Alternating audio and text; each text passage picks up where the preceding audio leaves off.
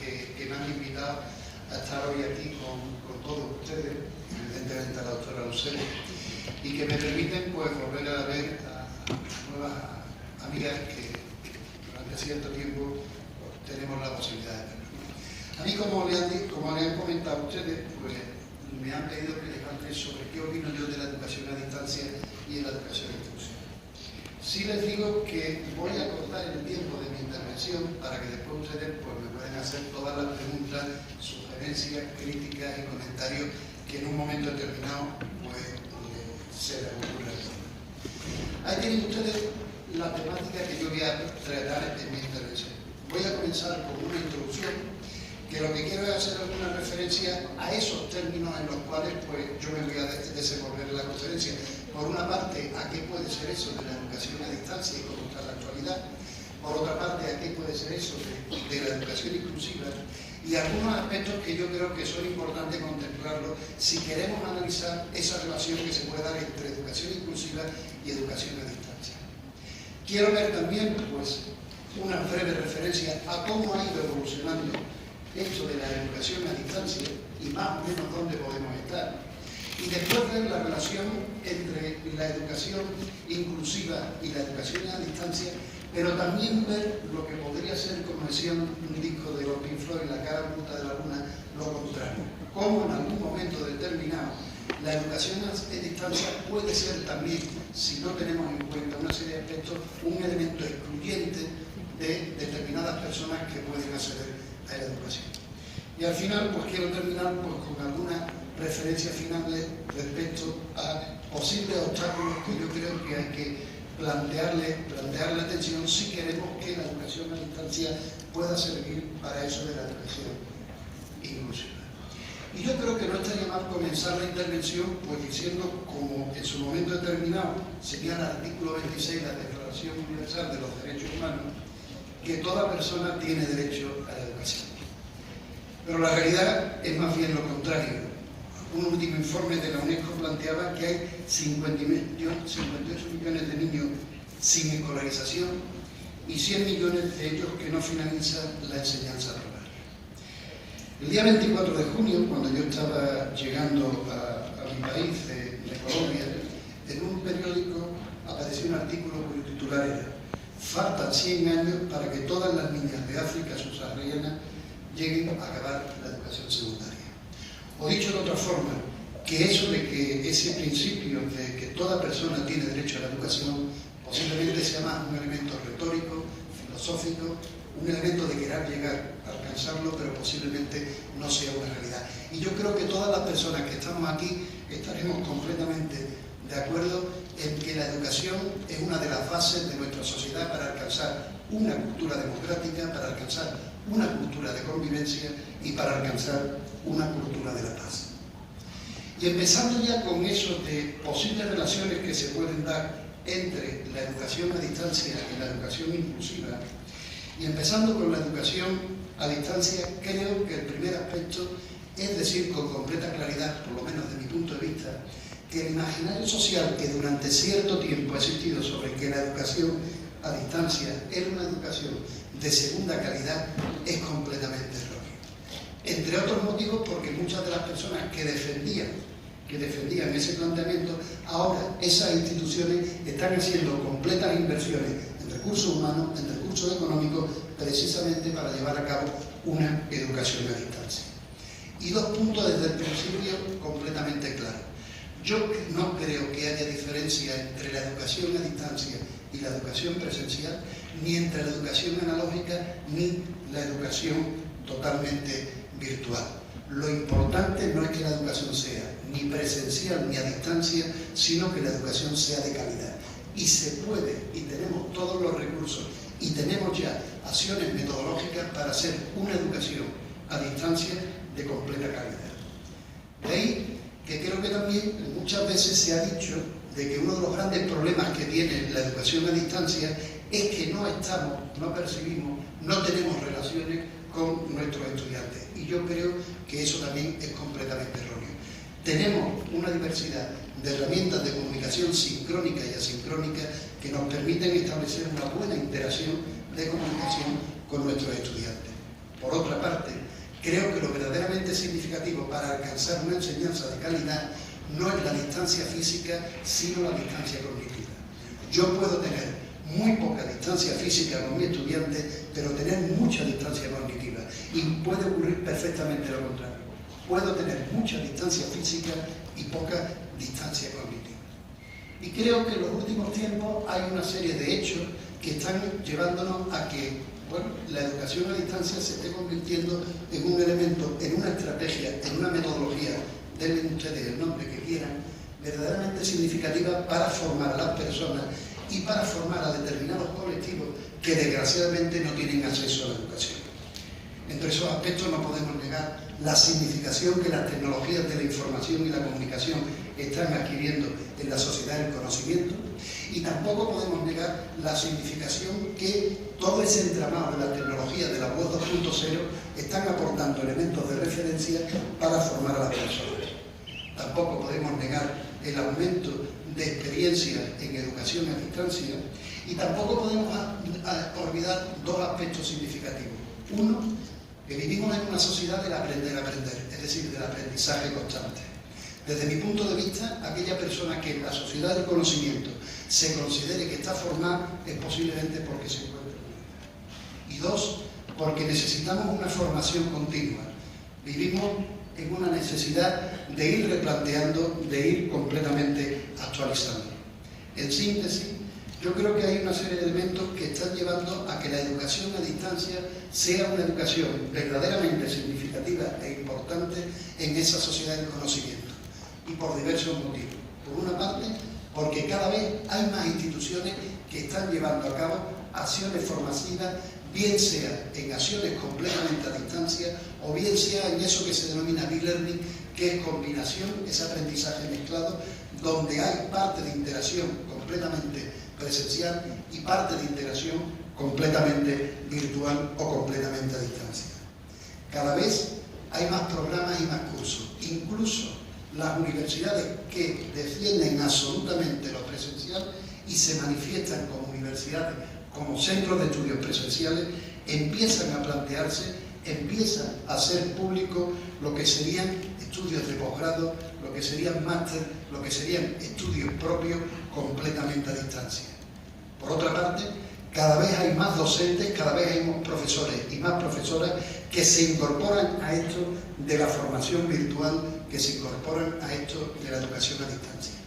Pero también, desde mi punto de vista, si hay algo en el terreno educativo que es significativo, es cuando se hacen investigaciones sobre esa práctica educativa específica.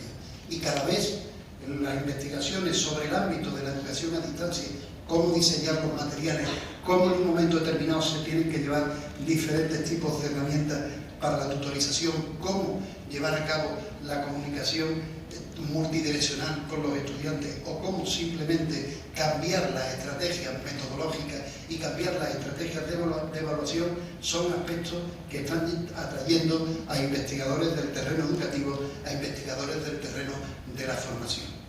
Y cada vez hay más estudiantes que por la propia dinámica de la sociedad del conocimiento necesitan reciclarse, o que simple y llanamente necesitan obtener información, y que la educación a distancia se lo permite para romper barreras de espacio, para romper barreras de tiempo. Y por supuesto también cada vez nos encontramos en que la calidad de la educación a distancia como mínimo es igual a la calidad de la formación presencial. Y no porque lo diga porque en un momento determinado quiera decirlo, sino porque ya hay suficientes investigaciones que aportan pistas y sugerencias donde los alumnos que realizan acciones de educación de calidad adquieren las competencias, adquieren los objetivos, adquieren los contenidos, adquieren la información que en un momento determinado estaba previsto para sus planes de estudio, al mismo nivel que en su momento determinado lo alcanzan los estudiantes que se encuentran en el ámbito de la educación puramente presencial. Por tanto, creo que incluso puede ser una cuestión totalmente de ridiculez hablar hoy de educación a distancia, porque gran parte de la formación que recibe la ciudadanía en la sociedad del conocimiento la adquiere en contextos de formación de educación a distancia. Pero mi intervención, que me han pedido, es que relacione dos términos. Por una parte, lo que es la educación a distancia y por otra parte, lo que es la educación inclusiva. Si he hecho referencia al primer término, voy a hacer algunas referencias introductorias a lo que sería el segundo término. Y creo que la primera referencia es que la educación, ese término de educación inclusiva, es completamente polisémico. Polisémico y muchas veces entendido exclusivamente como el llegar a la capacitación, el llegar a la formación de determinados tipos de personas, de determinados tipos de colectivos que tienen algún tipo, vamos a llamarlo, de deficiencia de tipo cognitivo, de tipo afectivo, de tipo psicomotor o de tipo sensorial. Por el contrario, yo creo que hablar de educación inclusiva no es referirnos a términos como integración escolar, no es referirnos a términos como educación especial, sino más bien es referirnos a un proceso que debe responder a la diversidad de necesidades que tienen todos los alumnos a través de las prácticas de la escuela. La cultura y la comunidad, reduciendo en la medida de lo posible al máximo lo que sería la exclusión de estas personas al acceso a la educación. Por tanto, desde mi punto de vista, hablar de inclusión educativa es hablar de una educación para todos. Es hablar de una educación donde no solo nos refiramos a lo que podrían ser determinados colectivos con determinados tipos de discapacidades, sino más bien es referirnos a una educación que dé oportunidad a colectivos que por motivos económicos han sido excluidos del sistema educativo, es referirnos también a personas que por motivos de privación de libertad han sido excluidos del sistema educativo, es referirnos también a personas que por determinados problemas de salud están siendo excluidos del sistema educativo, y es también referirnos a personas que por determinado tipo de habla, que por determinado tipo de etnia o que por determinado tipo de religión son excluidos del sistema educativo. Pero también dentro de estas referencias iniciales que quiero hacer antes de abordar el tema, me gustaría indicar, como diría el filósofo Bauman, que vivimos en tiempos líquidos. O dicho de otra manera, vivimos en tiempos donde nada es estable. Y que posiblemente una de las teorías que pueda explicar el fenómeno educativo de la actualidad sea la teoría del caos, en el sentido de que todo va cambiando con tal grado de dinamicidad que puede que muchos de los contenidos de la información que nosotros como profesores y como profesoras transmitimos a nuestros estudiantes cuando empiezan el proceso de instrucción, posiblemente ya no les sean útiles ni válidos cuando terminen el periodo de egresado. Entre otros motivos, porque vivimos en una época de cambio, vivimos en una época de transformación y vivimos en una época donde en un momento determinado necesitamos ir adaptándonos y aprender constantemente en esa sociedad del conocimiento. Creo que la persona, los alumnos, nosotros como docentes, tenemos que tener en esta sociedad del conocimiento tres tipos básicos de competencia. Una es la competencia de aprender, otra es la competencia de desaprender y otra es la competencia de reaprender contenidos nuevos en función de la dinámica, en función del conocimiento y de la evolución que se está dando en la sociedad. Y por último, yo les decía que hoy en día la educación a distancia es como mínimo igual a la calidad de la educación presencial. Ya hay suficientes investigaciones y les he señalado una investigación que me he encontrado en una revista de aquí, de ustedes, de su asociación, donde claramente se pone de manifiesto cómo los alumnos, una revista publicada en febrero del 2015, donde claramente se pone de manifiesto cómo los alumnos que participan en acciones de educación a distancia de calidad, se encuentran completamente satisfechos en lo que hacen, muestran actitudes positivas, adquieren conocimiento y adquieren significación. Y dicho eso, y por empezar ya a abordar el tema de la educación a distancia, pues creo que lo primero podría ser una cuestión interesante es hablar de algunas de las características que tiene esta tipología de educación, que tiene esta forma de educación, el nombre que en un momento determinado que le queramos dar. Evidentemente ustedes que trabajan mucho más que yo en la educación a distancia saben mucho más que yo de esta y de otras cosas. Pero no está mal ver algunas de las características que creo que nos pueden posicionar para después entender perfectamente los análisis que yo quiero realizar. Y una es que es una modalidad de enseñanza donde hay una separación entre el docente y el discente de carácter espacial y de carácter temporal. Pero recuerden lo que les he dicho. Desde mi punto de vista, lo importante no es la distancia física, sino la distancia cognitiva. Esa separación adquiere también una serie de posibilidades significativas para adaptarse a los tiempos, para adaptarse a las necesidades, para adaptarse al grupo diana que en un momento determinado nosotros tenemos como alumnos. Es una comunicación mediada y por tanto fundamentalmente se lleva a cabo a través de tecnologías de la información y la comunicación. Y esas tecnologías de la información y la comunicación son en una de las variables críticas de la sociedad del conocimiento. Es más, nos encontramos por segunda vez en la historia a lo largo de la educación con una tecnología que de verdad transforma el fenómeno educativo. Desde mi punto de vista solamente ha habido dos tecnologías que han transformado la educación. Y cuando me refiero a transformar la educación, me refiero a transformar estrategia, me refiero a transformar los roles que docentes y discentes tenemos en el proceso institucional y me refiero también a transformar las metodologías y las prácticas evaluativas. Una fue el libro de texto y la segunda ha sido Internet y es Internet. Por tanto, es una comunicación mediada, pero con una de las tecnologías fundamentalmente apoyándonos en ella, donde, bueno, es clave para todo el desarrollo de la sociedad del conocimiento. Pero también tenemos dentro de esa comunicación mediada tecnologías que nos permiten hacer acciones formativas en el mismo tiempo, docente y discente, videoconferencias, etcétera, etcétera, etcétera, y hacer comunicación mediada en distinto tiempo en el cual se encuentra ubicado el docente y el discente. Por tanto, esa doble combinación tiene un valor añadido cuando nosotros hacemos acciones formativas.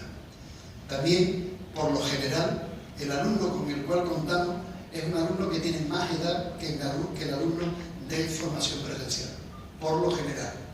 Y eso también nos tiene que llevar a replantearnos muchas de las cosas que en un momento determinado hacemos como estrategias metodológicas, entre otros motivos porque la persona adulta aprendemos de forma diferente a como puede ser la persona más joven. Y creo que también es una enseñanza donde por detrás hay una institución que certifica, que valida lo que en un momento determinado se ha hecho dentro de ese proceso de formación. O dicho de otra forma, aunque en la sociedad del conocimiento tenemos que reconocer que las personas no solamente aprendemos en los contextos formales de formación y aprendemos en los contextos informales y no formales, sí tenemos que reconocer que una de las características de la educación a distancia es que hay alguien que aprende, que certifica, que valida lo que en un momento determinado el estudiante tiene que aprender y lo que en un momento determinado el estudiante ha aprendido. También es una enseñanza donde deben intervenir diferentes personas, técnicos, docentes, tuteles, organizadores, si queremos hacer una enseñanza de calidad. Por tanto, también a los aspectos organizativos se le deberá prestar especial atención. Y después haré algún tipo de comentario al respecto. Es una formación fuertemente tutorizada.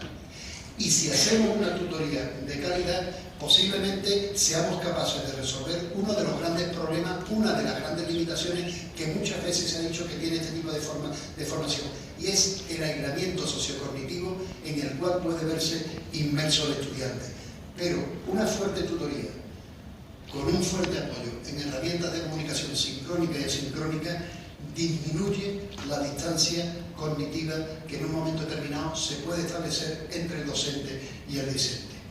Y también es una formación fuertemente apoyada en diferentes códigos de enseñanza, en diferentes materiales y en diferentes códigos audiovisuales, cinéticos, etcétera, etcétera.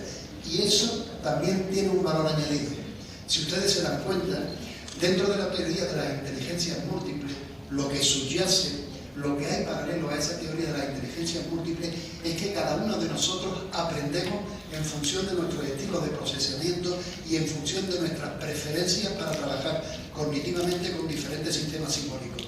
Algunas personas prefieren trabajar con códigos audiovisuales, otras personas prefieren trabajar con códigos más kinestésicos y otras personas prefieren trabajar con códigos más escritos.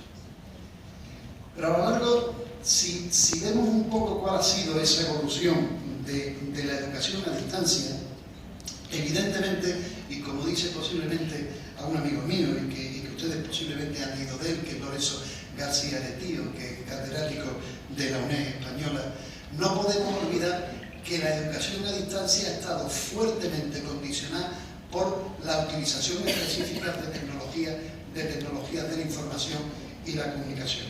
En primer lugar, esa tecnología o esa información fue una educación a distancia apoyada en documentos impresos y apoyada evidentemente en la correspondencia. Posteriormente nos encontramos con una tecnología muy de carácter puramente multimedia, una educación a distancia muy apoyada en los soportes multimedia, y en la actualidad nos encontramos en una educación a distancia muy apoyada en lo que sería el ámbito de la telemática, en lo que sería el ámbito de la formación a través de Internet.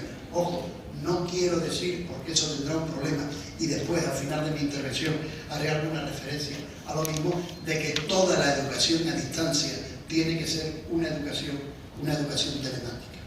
Pero lo que sí es cierto, si tenemos en cuenta ese ámbito en el cual nos desenvolvemos, de que las tecnologías son una pieza clave de la formación y son una pieza clave en la evolución y en el desarrollo de la educación a distancia, lo que sí es cierto es que cada vez tenemos un entramado más fuerte de tecnología como nunca ningún profesor ha tenido a su disposición.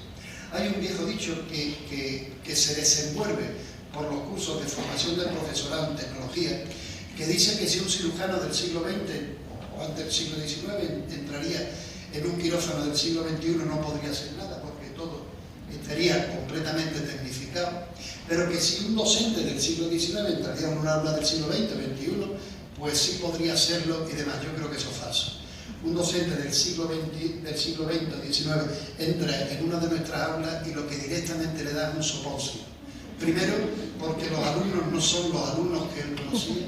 Segundo, porque afortunadamente cada vez nuestras aulas están más tecnificadas.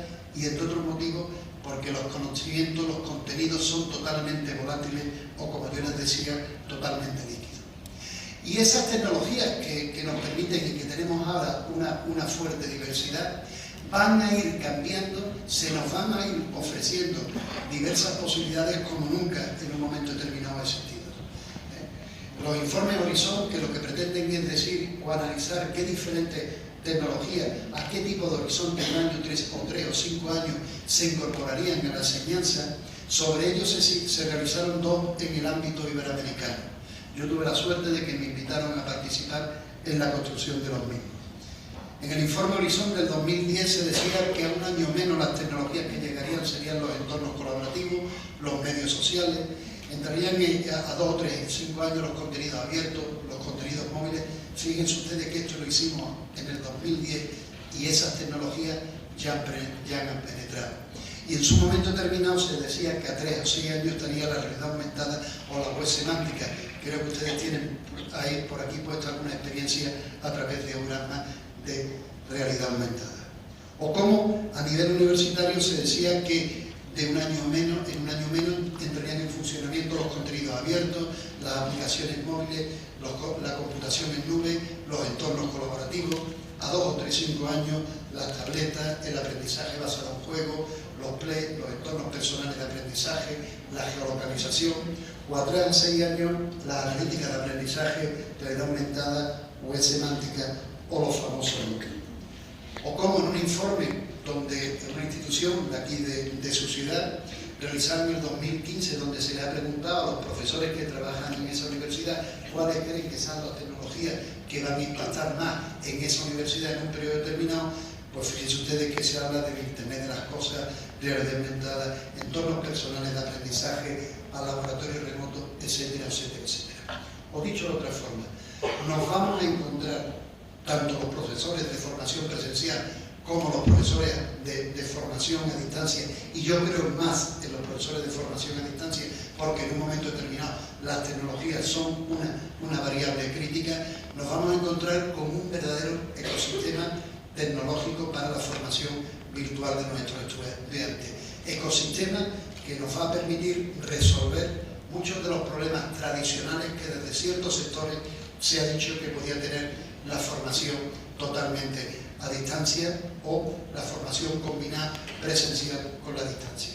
En definitiva, las tecnologías lo que nos van a permitir a la educación a distancia es crear nuevas escenografías de comunicación o, si ustedes quieren, nuevos ambientes de aprendizaje para los estudiantes y nuevos ambientes enriquecidos de aprendizaje para nuestros estudiantes, enriquecidos porque las tecnologías serán multisensoriales, enriquecidos porque las tecnologías nos permitirán comunicación sincrónica y asincrónica y enriquecidos porque las tecnologías permitirán el trabajo individual y también permitirán el trabajo completamente colaborativo. Pero ojo, si en un momento determinado nosotros queremos hacer una educación completamente de calidad en educación a distancia, no solamente tenemos que caer en el error de pensar que con incorporar tecnología, con incorporar LMS o plataformas de teleformación potentes, sean de software libre o sean de software propietario, ya hemos resuelto el problema de realizar una enseñanza, una educación a distancia de calidad. Yo creo que es necesario de que pensemos y reflexionemos en otra serie de problemas. Uno, en buscar con esas nuevas escenografías formativas, esas nuevas escenografías virtuales, buscar nuevos contextos de innovación pedagógica. Es decir, no hacer lo mismo que en un momento determinado hacíamos en lo que podría ser la formación presencial. Cambiar la tecnología y no cambiar otras variables del sistema posiblemente no sea cambiar nada. Yo, como he dicho, algunas de las experiencias que se están haciendo de formación de virtual o e-learning, lo único que han servido es para pasar de una universidad de la fotocopiadora a una universidad de la impresora. Hemos agarrado un documento, lo hemos pasado a PDF, lo hemos pasado, subido a una plataforma, el alumno lo ha impreso y lo ha reproducido como hacía de otro tipo de forma. Y eso no es, desde mi punto de vista, hacer educación a distancia de calidad ni hacer e-learning. Ese es simplemente un mecanismo diferente de trasladar, de transmitir la información, los documentos, los contenidos a nuestros estudiantes. Es también necesario pensar en cómo transformar